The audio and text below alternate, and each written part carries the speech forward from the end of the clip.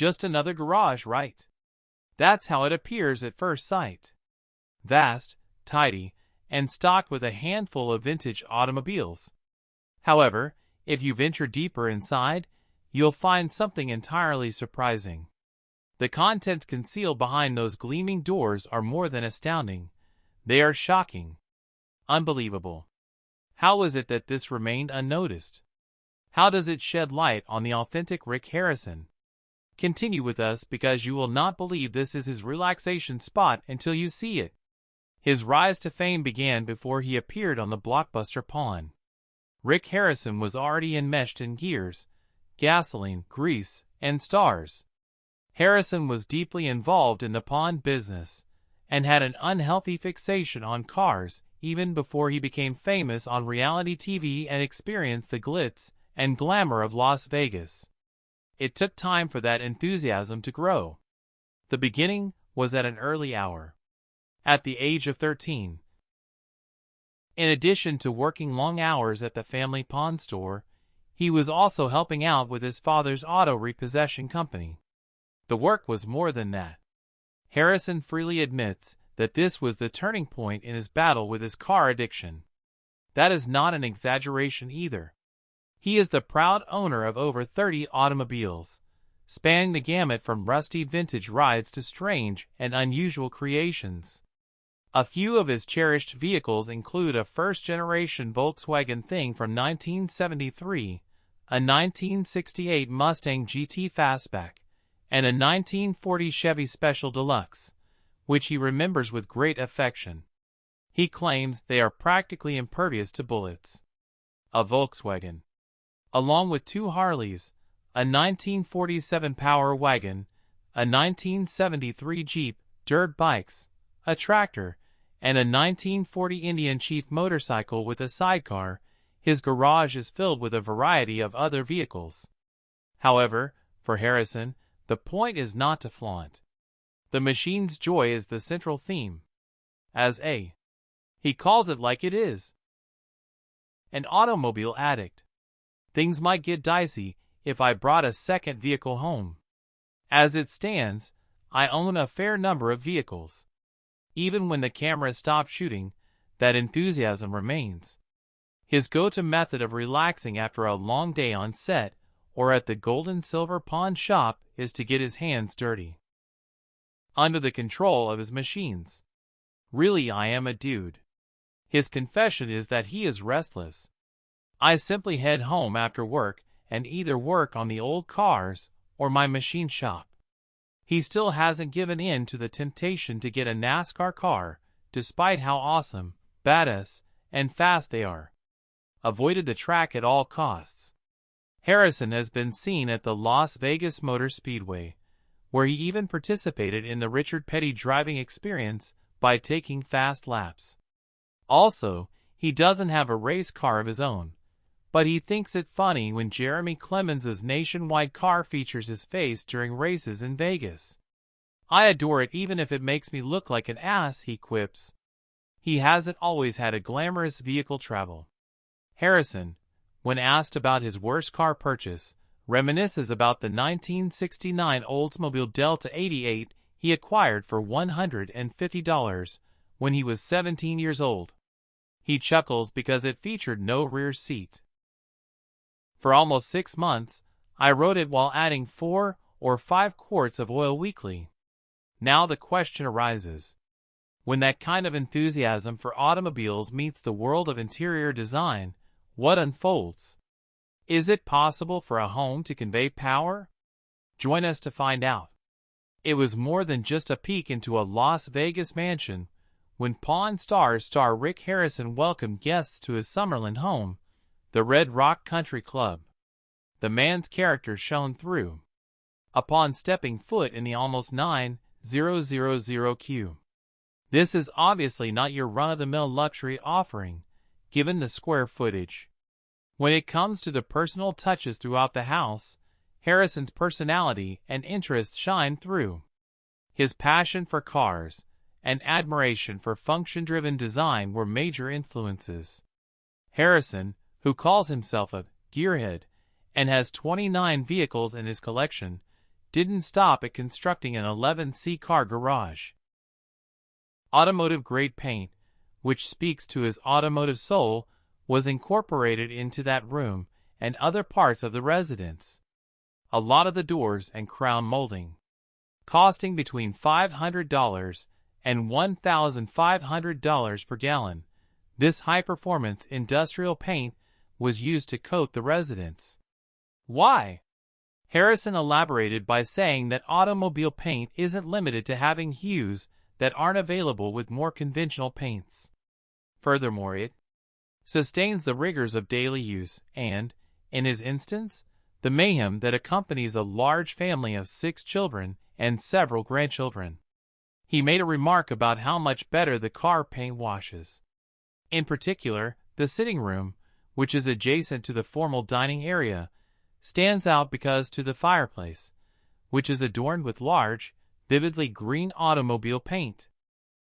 Christopher Guy Rains' chair. It's functional, daring, and a reflection of his taste.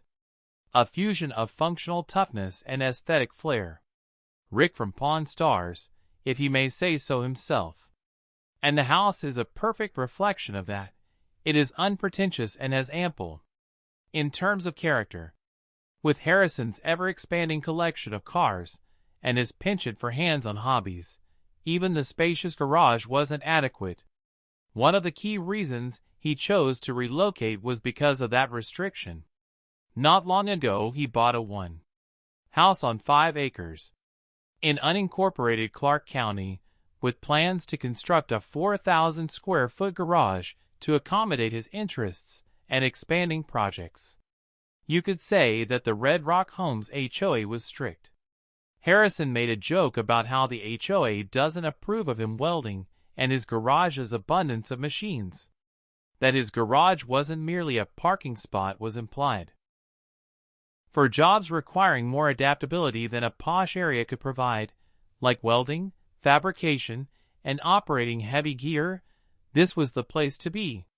Buyers or enthusiasts considering this house should know that its worth is based on more than just its opulence.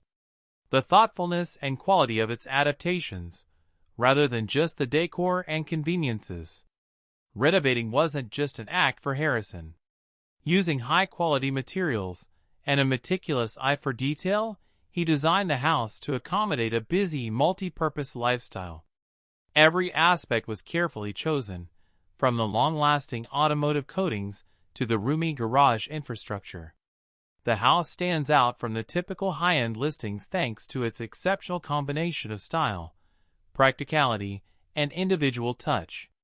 This home has a rich history, created by an individual who places equal importance on speed and guts. What, though, does a garage resemble when it serves as the beating heart of an entire way of life, rather than merely a parking spot? Having an 11C car garage is more than just a numerical boast for Rick Harrison. It epitomizes a well-planned equilibrium between lifestyle requirements, individual hobbies, and long-term objectives. Even though it's a part of his 8,845-square-foot Red Rock Country Club mansion right now, the garage shows how ambitious he is in relation to the area he has. Harrison did in fact realize that even this capacity was insufficient to accommodate his ever-growing interests. The climate control in this garage is a crucial, but sometimes disregarded feature. Extreme heat in a desert environment, such as Las Vegas, can harm car interiors, battery life, and paint jobs, thus temperature control is not. The Atlantic Dream, however, caused everything to shift. At last, White realized that trying to control Clark's instincts was like trying to keep a hurricane in a cage. When a generational talent is on your roster, you don't have to make them fit your system. Your system is based on them. And we saw just that. However, you could see Clark kind of getting into her flow as the game progressed. Even though the shooting numbers were, tour dates again, she was sort of getting back to her old self as the game progressed, finding that extra vigor as the game went on. Eventually, she must develop her shooting stroke.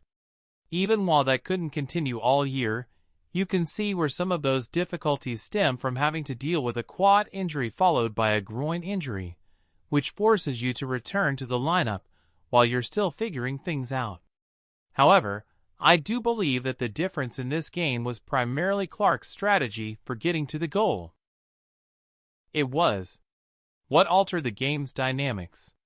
The fantasy coach looked on helplessly as Clark, like a great conductor, planned the Fever's attack. She was making defensive adjustments that left Atlanta rushing to stay up, finding passing lanes that didn't exist, and creating opportunities for teammates. Even when she wasn't firing from outside the arc, she was still in complete control of the game. The way Clark inspired her teammates added even more impact to this performance. Here's something the detractors never want to admit: her capacity to improve the lives of those around her. It has been a bumpy trip for both Clark and Indiana, who have both had to battle several injuries. But Cece's struggle on the floor, in my opinion, was her most encouraging quality. She isn't quite at 100%, obviously. She is still trying to get back. Hasn't yet discovered her three ball, but she did launch an attack. By lowering her head, she employed physicality against the defenders. While approaching the basket, that made room for her playmaking. A need for any serious automobile collector, but a luxury nonetheless. This is a clue that the room was planned to maintain the caliber, as well as the amount of Harrison's collection as time went on. The act of preserving high-value or historic autos shows a commitment to the long term. Harrison, interestingly enough, doesn't think of the garage as a permanent solution to his storage woes. The purchase of a ranch situated on 5 acres in the northwest valley of unincorporated Clark County, with permission to construct a garage measuring an extra 4,000 square feet. A significant improvement. His collection is quite impressive, outstripping the space available in his current abode. This strategy also shows a change in way of living. He mentioned that his industrial interests, like welding and heavy mechanical work, would be less constrained if he moved to a neighborhood without a rigid homeowner association (HOA) work. This suggests that his new digs will have more than simply storage space. He plans to incorporate it into his daily life and use it as a dedicated workshop zone. The garage isn't only for the automobiles. It also houses his extensive collection of machinery and tools. Specifically, Harrison made a joke about how he needs room for 1 million machines, which further emphasizes how this garage serves as a combination personal museum, mechanical workshop, and industrial playhouse. Among the most interesting things to note regarding the garage is the way it connects to the rest of the house. Unlike the majority of ostentatiously concealed or afterthought high-end garages, Harrison's layout is an integral aspect of the house's architectural story. A 12-seat theater, a wine cellar, a fitness center, and specialist rooms abound in this mansion. Additionally, the garage is included in this set not as an addition to the house, but rather as a fully functional and integrated component. Harrison and the original architects or renovators likely coordinated the design with great care, paying close attention to accessibility, power supply, and noise insulation. This was particularly important given the gear and welding that was involved. In cases where, when Rick Harrison's engine stops running and the garage lights go off, what secret desire is keeping his thoughts racing? We will inform you. The garage of Rick Harrison is a place of thundering motors, shiny old chrome, and tools that tell stories of restoration and love. However, if you get into his head, you could be taken aback by his motivation once the wrenches are put away. Harrison has a second, more subtle fascination besides engines and horsepower. The past, along with the ostentatious details of royal courts and fortresses, but also the harsh, unfiltered, and occasionally unsettling reality of how common folk used to reside. In the same way that some people binge-watch television shows, Harrison often devours novels. An all-time favorite of his, Ian Mortimer's The Time Traveler's Guide to Medieval England. In contrast to a boring textbook, this book delves deeply into the fundamentals of life in the 14th century. Harrison finds his sweet spot there. He elaborated by saying it's a book detailing the everyday lives of regular people. And I don't mean in a Hollywood sanitized sense. Life was so much worse when I was younger, he says while laughing. It partially conceals his amazement. As he describes the crowded, one-room dwellings of the Middle Ages, where people cooked, slept, and even had sex in the open, his expression changes to one of pure joy. All of them slept in a single, lengthy room. You might have one wall if you were very prosperous, he continued, separated in another room. That was opulence. Harrison adores the rawness of those harrowing days. A central fire pit, no insulation, no privacy, and no chimneys. Soot had turned the ceilings black.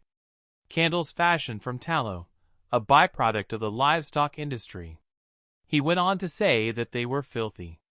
To this man who now resides in an environment of modern automobiles, climate-controlled garages, and automotive-grade paint, it was raw, unfiltered reality that captivated him profoundly. This enthusiasm for his fixation on cars is reflected in historical fact. There is a common ancestor for both pursuits. An appreciation for handiwork, an interest in bygone lifestyles, and a wish to hold on to artifacts from the past, be they a vintage 1940 Chevy or a tattered history book. Harrison could be splattered with grease 1 second and reading about medieval peasants cooking roots over smoky fires the next, all while swapping torque specs. Perhaps that is the objective. Television celebrity and vehicle collector Rick Harrison is more than that. Time is something he hoards. In his pawn shop, he searches for artifacts. In his garage, he restores broken machinery. And in the peace and quiet, he travels through the ages. How could a man whose interests lie halfway between the Middle Ages and the present day find a vehicle that satisfies both? As you step on the throttle pedal, one foot remains firmly planted in the 14th century. To find out, stick around. Rick Harrison has always had a soft spot for classic cars, and is also an avid history buff. He takes great pride in his flawless 2018 Ford F-150 Raptor, the vehicle he uses every day. Great job. For the 5 months he spends off the grid in the Oregon mountains, Harrison relies on the vehicle's suspension, ground clearance, and locking rear differential, features that are well known for its exceptional off-road capabilities. I've driven it at 70 miles per hour over the desert. A beast, according to him. It can continue running smoothly even after hitting 50. Harrison views the Raptor as more than just a vehicle. A tool for staying alive. He can confidently tow down trees or navigate uneven terrain on it because of how well it tows, hauls, and handles hard terrain. Hard logging routes. Although he is fond of the truck overall, he has a funny gripe about a button that is inconveniently located and causes his side mirrors to fold in by accident when he is driving. I was about to lower the window when I accidentally pressed the wrong button, causing my mirrors to fold in on the highway. To his delight, he chuckles. Also, he jokes that it's like driving around a duel, because the extra width, approximately 8 inches wider than a regular truck, makes it hard to park in urban environments. Harrison loves his custom-built 1940 Chevrolet Special more than the Raptor, which is saying something. Deluxe. An isolated engine, air suspension, and a cut roof were some of the modifications to this 12-year-old experimental car. It pays homage to his childhood fantasies of Hot Wheels and old cartoon magazines with its low-slung, fat-fendered automobile. Harrison regards the layout of pre-Wabi automobiles, highlighting the artistry and design of 1930s and 1940s automobiles, which he thinks were much more fashionable than today's. Vintage automobiles were a sight to behold. He claims they were more than just appliances, they were masterpieces. A spotless 1966 is also stashed in his garage. A convertible Imperial Crown that he received from his dad. It cost more than a Rolls-Royce and was produced in a limited run of 600. A treasured heirloom from his father's estate, this convertible weighs 6,000 pounds and is 20 tons long. Although Harrison does concede that it's similar to operating a boat. He usually keeps it in park and reserved for formal events and processions. However, he still holds it in high regard as a treasured possession. Harrison has sentimental attachments to his first vehicle, the Volkswagen Thing. It was his mother, who was far more patient and calm than his father, who taught him how to drive. Concerns about its safety limited sales of the Thing, which had its origins as a military utility vehicle, to just 2 years in the United States. Through revisiting happy memories from his upbringing, Harrison managed to locate and repair a second one. In fact, he finished the project and even got a VW Thing from the History Channel. Repair work on his own. He now rides it on beaches and sand dunes at his Oregon ranch, praising its indestructibility and saying it's a lot of fun. A memorable journey he took as a teenager to Duck Creek Village, Utah, in the original Volkswagen Thing, a vehicle without a roof and heating, is one of his favorite road trips. Even now, he loves nothing more than hitting the open road on his own, on hammock camping trips in Northern California. Cars are more than simply a means of transportation for Harrison.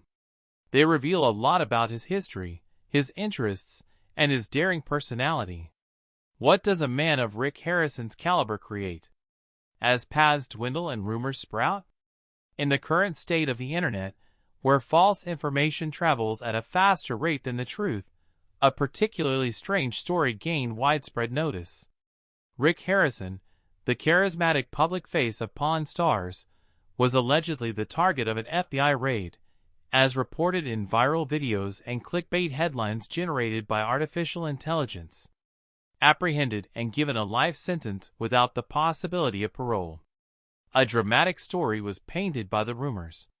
He is facing allegations of tax evasion, money laundering, and even trafficking in stolen cultural relics, in addition to having secret rooms in his Las Vegas house.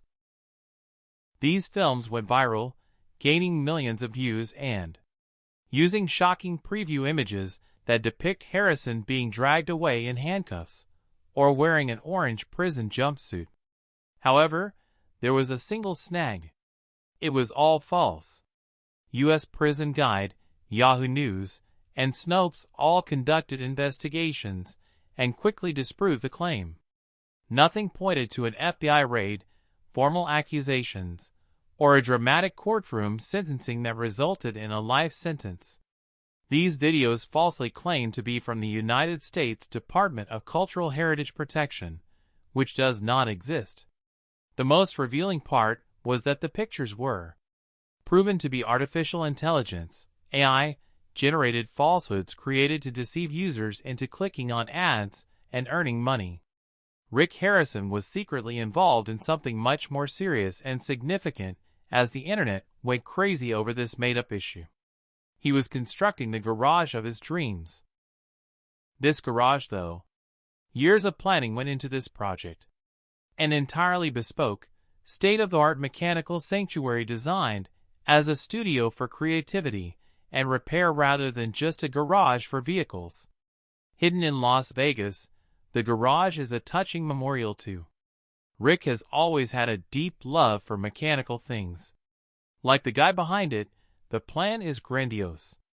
Harrison has access to multiple vehicle lifts, which enable him to effortlessly operate on rare antique autos and classic muscle cars. Space for precise fabrication and bodywork is provided by specialized welding bays. Using climate control, the garage is able to keep the interiors and even the most fragile vintage components in pristine shape. Every inch of the room is designed to facilitate meticulous craftsmanship and in-depth mechanical labor, from the industrial lighting to the precision tool stations. However, this garage is more than simply an engineering feat. It serves as a sacred space for Harrison in 2024, following the tragic death of his son Adam. When I overdosed on fentanyl, this room became my sanctuary, a place to heal from my loss and away from the stresses of everyday life. Focus, purpose, and tranquility come to him in the solitary presence of torque and tools. This parking is more than a structure. It represents perseverance. Rick has put his heart and soul into every single bolt, weld, every aspect of the design. Those who have been fortunate enough to catch a glimpse of it have described it as a sanctuary for healing, a place where the passage of time is slowed and long-lost artifacts are revived. An upcoming show, podcast, or documentary could possibly use the garage as its set, as Rick has dropped hints about it. At least for the time being, it serves as a haven where older vehicles can be restored, one by one. In light of this, the next time you skip over a terrifying headline announcing Rick Harrison's life sentence, pause for reflection. Simply said, he is reliving the only phrase that matters to him, the one about passion and tenacity in a bustling garage full of machinery, memories, and the reawakening of dreams. Were you as taken aback as we were by Rick Harrison's garage? To ensure you never miss another surprising disclosure, hit that bell, subscribe, and like button. Thank you for tuning in, and see you in the future episode.